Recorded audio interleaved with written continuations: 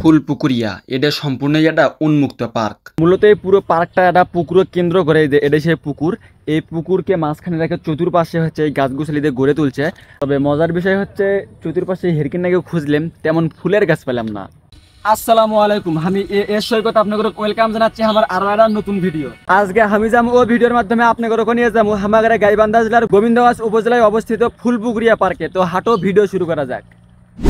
Phulpukuria park এটা আমাদের গাইবান্ধা জেলার গোবিন্দগঞ্জের ফুলপুকুরিয়াতেই অবস্থিত। শুরুতেই কাঙ্ক্ষিত এই জায়গায় যাওয়ার জন্য বাংলাদেশের যে কোনো প্রান্ত হতে আমাদের গাইবান্ধা জেলার গোবিন্দগঞ্জের চারমাথায় আসা লাগবে। চারমাথা থেকে পশ্চিম দিকে দিনাজপুর রোডে মিচ্চিনাঘাটা টুকটুক করে আগুনের পর টাটা নামক বাজার থেকে কোনো একটা টাইটানিক অটো রিক্সা ভাড়া করে খুব অল্প সময় আপনারা কাঙ্ক্ষিত এই জায়গায় যাবার পাবেন। তবে আমরা আসি আমাদের টমটম হেলিকপ্টার নিয়ে। তবে এখন বর্তমানে কথা হচ্ছে, আমি কখনো এই রোডে কিংবা এই মুখে আসলে বারবারই এই রাস্তার প্রশংসা না করলে মনে হয় সম্পূর্ণ ভিডিওটাই আমার অপূর্ণ থেকে যায়। দুই মুড়ের সাইড দিয়ে সারি সারি বড় বড় গাছ আর মাছ দিয়ে এই রাস্তা, যে রাস্তা দিয়ে গেলে আসলে যে কেউ এই রাস্তার প্রেমে পড়ে যায়, যার কারণে আমিও বারবারই এই রাস্তার প্রেমে পড়ে যাই। যাই হোক, রাস্তার এই সুন্দর ভিউ উপভোগ করতে করতে আমরা চলে আসি ফুলপুকুরিয়া বাজারে। তবে ভাইরে ভাই, বাজারের মধ্যে যে এটা রাস্তা, সেই হাইটনিক রাস্তা, পুরো রাস্তাটা সুন্দর থাকলেও ওলপেনা ঝুড়ির মধ্যে এই যে ফুলপুকুরিয়া বাজারের মধ্যে এই রাস্তাগুলো দেখেন এইরকম অবস্থা, পানি দিয়ে ভরপুর আর ভাঙ্গাচুরা। তবে এই মুখে বাজারের মধ্যে যেতে না যেতেই দেখি দোকানের উপর দিয়ে সিনের টান টান করে নুকোচুরি খেলতেছে এখন শিক্ষা প্রতিষ্ঠান।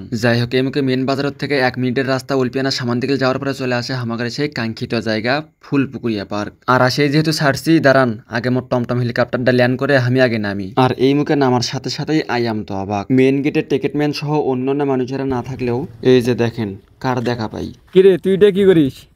কিরে তুই কি করিস এটা? যাই হোক, এখন আসল কথায় আসা যাক। এটা হলো এই পার্কের মূল গেট। তবে মনে রাখবেন, এই পার্কে কোনো টিকিটের ব্যবস্থা নাই, সম্পূর্ণ এটা উন্মুক্ত পার্ক। এছাড়াও আপনাদের সুবিধার্থে আরো কথা ভালো, ফুলপুকুরিয়া কলেজের পাশেই কিন্তু এই পার্কটা অবস্থিত। মূলত পার্কের পাশ দিয়ে রাস্তার দুই মুড়ের সাইডে এইরকম বড় বড় সারি সারি পাতাবাহারের গাছ ও মাঝখানে ইয়াব বড় এখন ডিগি নিয়ে এই পার্কটা গঠিত। পুরো পার্কটা একটা পুকুর কেন্দ্র করে, এটা সেই পুকুর। এই পুকুরকে মাঝখানে রেখে চতুর্পাশে হচ্ছে এই গাছগুছালি দিয়ে গড়ে তুলছে। আর এই পুকুর কেন্দ্র করে এই পার্কের নামকরণ করা হয় ফুলপুকুরিয়া। তবে মজার বিষয় হচ্ছে চতুর্পাশে হেরকিন নাকি খুঁজলাম, তেমন ফুলের গাছ পেলাম না। ফুলের গাছ হেরকিন নাকি খুঁজে না পেলেও আম জাম লিচু সহ বেশ কয়েক প্রকারের ফলের গাছ আছে ভাই। এই মুখে আবার প্রাচীর সাথে লেখা দেখি, আম লিচু পারলে 100 টাকা জরিমানা।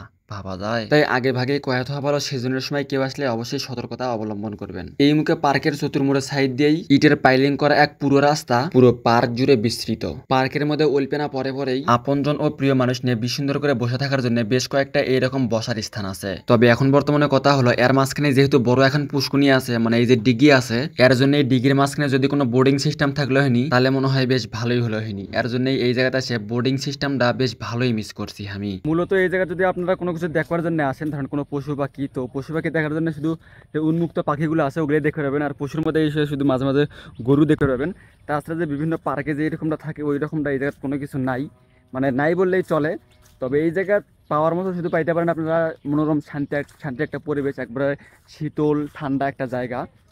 কারণ চতুর্পাশে হচ্ছে গাছগুছালি আছে, গাছগুছালি দিয়ে ভরপুর, যার কারণে এই জায়গা খুব শীতল ঠান্ডা বাতাস পাবেন, এটা নিশ্চিত। আসলে অন্যান্য পার্কের থেকে এই পার্কটা সম্পূর্ণ ব্যতিক্রমিক এক পার্ক। কয়াত ভালো, এর মাঝখানে কোনো প্রকার রাইড নাই। বেশ কিছুদিন আগে হয়তোবা এই জায়গায় পিছলা সহ দোলনা আসলো, কিন্তু এখন বর্তমানে নাই। কেউ হয়তোবা খুলে নিয়ে যায় কটকটি খেছে। দোলনা আর পিছলের মাঝখানেই দুটো জিরাফ গালা উঁচা করে কোলাগুলি করতেছে। তবে দুঃখের বিষয় হলো, কাছে যায় দেখি দুটো জিরাফের মধ্যে একটা জিরাফেরও নেঙ্গুর নাই। মনে হয় ইউক্রেন আর রাশিয়ার যুদ্ধের বোমা এদিকের এই নেঙ্গুরতে এসে পড়ছে। এই জায়গাতে এসে বিভিন্ন রাইড না পেলেও এই জায়গাতে এসে আপনারা খুব সুন্দর এক শান্তির মনোরম এক জায়গা খুঁজে পাবেন। কারণ চারপাশেই সবুজে ঘেরা এই পার্ক, যার কারণে শান্তির এক ঠান্ডা বাতাস সব সময় আসেই। তাই তো অনেক মানুষের কর্মব্যস্ততার মাঝেও মানুষের কোলাহল থেকে আপনজন ও প্রিয় মানুষ নিয়ে ছুটে আসে এই পার্কে সুন্দর এক আনন্দময় মুহূর্ত কাটানোর জন্য।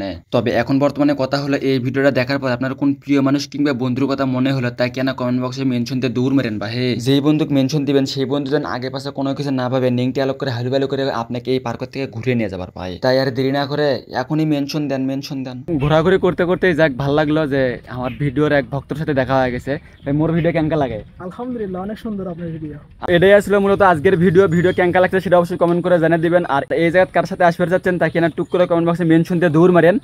আর ভিডিও কেমন লাগলো সেটা অবশ্যই কমেন্ট করে জানিয়ে দিবেন। তো আজকের ভিডিও এই পর্যন্তই, দেখা হবে আবারও পরবর্তী কোনো এক ভিডিওতে। সেই পর্যন্ত সকলে ভালো থাকবেন, সুস্থ থাকবেন, মন্দ হতে দূরে থাকবেন। আল্লাহ হাফেজ।